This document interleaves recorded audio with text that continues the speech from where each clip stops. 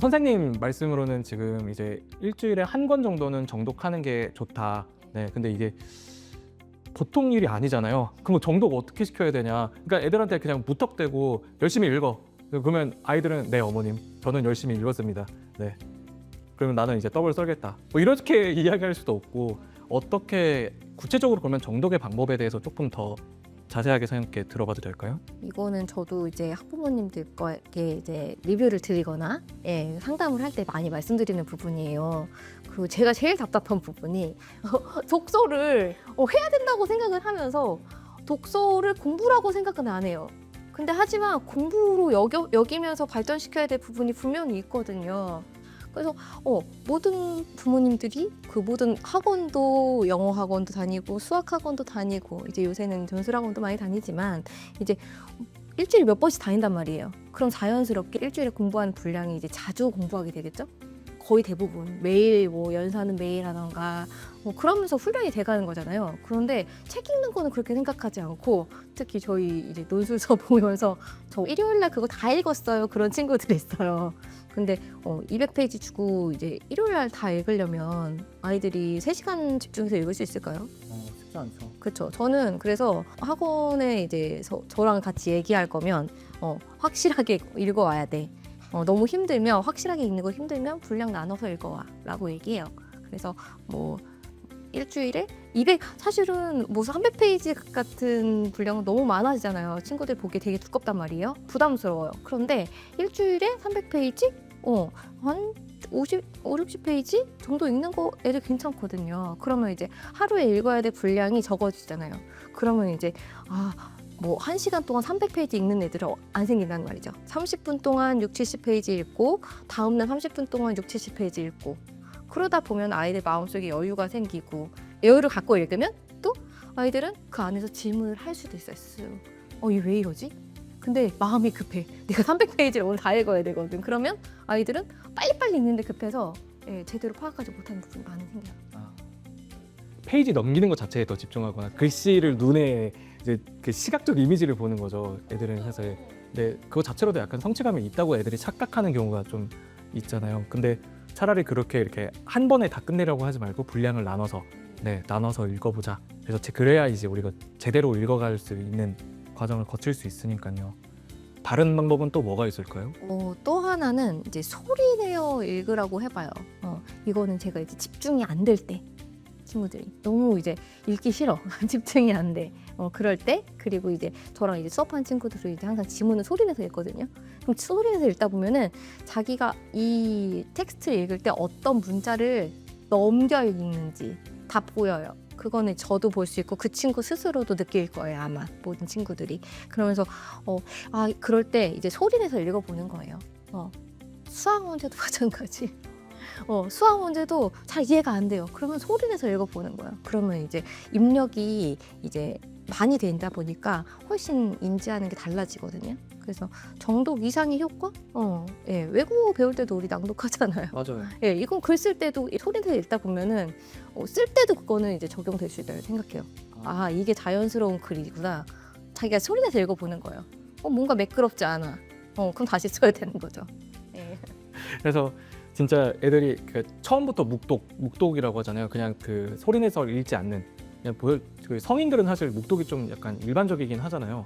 근데 그거는 사실 저희가 까먹어서 그렇지 어느 정도 단계별로 읽기의 단계를 다 거쳐온 거고 사실은 그 전에는 애초에 앉아 있는 게 힘들고 이걸 책을 보고 있는 것 자체가 부자연스러운 일인데, 그게 부자연스러운 일인데 음독을 하면서 소리 내어서 읽어보면서 조금 더 참여적이고 집중할 수 있도록 만들어 준다는 거죠. 제가 마지막으로 이제 친구들한테 이제 미션을 가끔 주는 건데요. 책 읽으면서 질문 만들어 오라고 해요. 사실 정독이 진짜로 그러니까 다 등장인물 이름 모든 이름 다 외워야 돼 그런 건 아니거든요. 그러니까 진짜로 책을 읽을 줄 아는 사람들은 이 책 안에서 멈추는 부분이 있어야 되잖아요. 맞아요. 왜 그럴까? 그런 포인트 하나 있어야 되는데 그러려면 이제 그냥 저도 평소에는 어떤 부분이 인상 깊었어? 라고 물어보기도 하지만 너가 스스로 한번 질문 만들어 볼래? 특히 이제 비문학 같은 경우는 그렇게 질문 만들기를 하면 너무너무 재밌어하죠. 예, 같이 활동하면서 친구들이랑 같이 수업하면서 서로 자기가 만든 질문에 친구들 어떻게 답할까 궁금해하고, 예, 독서수 오래 한 애들은 선생님 맨날 이런 문제 내더라. 나도 한번 비슷한 문제 내봐야지. 예, 그렇게 하면서 만들기도 하고요. 굉장히 그 독서를 적극적으로 할 수 있는 좋은 방법을 생각해요. 그리고 또 하나 팁을 드리자면 그 비문학 읽을 땐 더 알고 싶은 거에 대한 질문을 한번 만들어봤으면 좋겠어요. 왜냐하면 최근에 뭐 학생부 전형이라던가 뭐 세트 그런 거 하면서 어떻게 하면 자기 주도 학습을 하고 어떻게 하면 자기가 심화 학습을 하는가 스스로 그런 거잖아요, 핵심은. 근데 예, 결국은 근데 그런 질문들은 어렸을 때 자꾸 만들어 본 친구들이랑 안 만들어 본 친구들은 자꾸 다르다고 생각하거든요. 네, 맞아요. 저 중등에서 진짜 많이 느끼는 게 결이 달라요. 그러니까 훈련이 되어 있는 친구들은 애초에 질문을 하면서 텍스트를 보기 때문에 그 이해의 깊이가 다르거든요. 그래서 그냥 저희가 그런 얘기 하잖아요. 이 학생이 제대로 이해했는지에 대해서는 그 학생이 무엇을 질문하는지를 보면 안다. 질문만 봐도 애들이 다르잖아요. 그러니까 논점을 정확하게 지적하고 있거나 혹은 아니면 심화적인 질문들. 이 이야기는 지금 이야기를 하기 위해서 논리적으로 선행돼야 되는 이야기가 있는데 이 이야기는 어디 갔나요? 라든지 왜 이야기가 되고 있지 않나요? 사실 근데 그런 것들을 저희가 펼쳐내는 게 말씀해 주셨던 학종에서 저희가 많이 들어가게 되는 학종 세트 내에 많이 들어가게 되는 탐구 보고서를 작성할 때 제일 중요한 부분이거든요. 정성적 평가는 사실 그런 걸 본다는 거니까요. 근데 이게 훈련이 안 되어 있는 애들은 뭘 궁금해야 할지 모르겠어요. 진짜 이렇게 반응해요. 그러니까 저도 이제 뭐야? 네, 뭘 궁금해야 돼 내가. 다 읽었는데 지금 줄거리 다 설명했잖아, 요약했잖아. 내가 그 이상 뭐 해야 돼?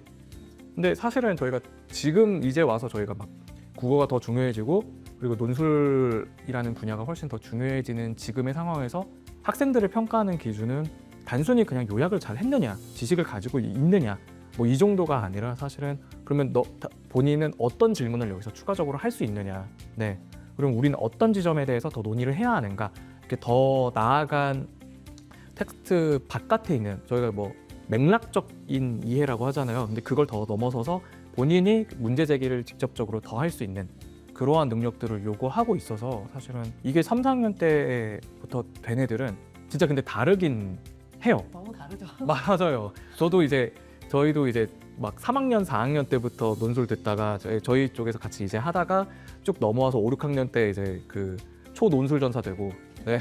논술 전사를 훈련 받고 그 다음에 저희 학술반 듣는 애들은 진짜 달라요. 그래서 같이 질문하게 되면은 질문 자체가 굉장히 많이 다르게 되고 이런 질문을 얼마나 받아봤냐? 얼마나 질문을 답해봤냐? 또 하나는 또 내가 얼마나 질문을 해봤냐? 또 그 질문들이 이제 독서가 더 고급스러운 독서 음성문을 만들고 좀 더 깊이 있는 질문을 만들어내는 거니까요. 네, 3, 4학년 때부터 이런 것들이 좀 자리가 잡혀야지 향후에도 사실은 저희가 요구하는 독해 역량이라든지 문해 역량을 길러낼 수 있지 않을까, 이렇게 선생님께서 계속 말씀을 해주셨고 그 방법에 대해서도 좀 들어봤습니다. 네. 추가적으로 조금 더 힌트 같은 거는 없으실까요? 제가 이 수업에서 많이 쓰는 방법들을 정말 많이 얘기 드렸어요. 예, 그래서 분량을 나눈다던가 소리내서 읽기, 질문 만들면 읽기. 근데 다 한꺼번에 안 하셨으면 좋겠고 욕심은 안 될 것 같아요. 예, 근데 요거 중에 하나라도 뭔가 적용하면서 읽으려는 노력이 꾸준하면은 결국은 독서 역량도 늘어나지 않을까. 길게 맞아요. 너무 뭔가 빨리 배우려고 하면 안 돼요. 진짜 어렵네요. 네. 네, 알겠습니다. 오늘은 이렇게 김선재 선생님을 모시고 같이 이제 3, 4학년 서지도를 어떻게 해야 하는가 좀 구체적인 방안에 대해서 여쭤봤습니다. 감사합니다, 선생님. 네, 감사합니다.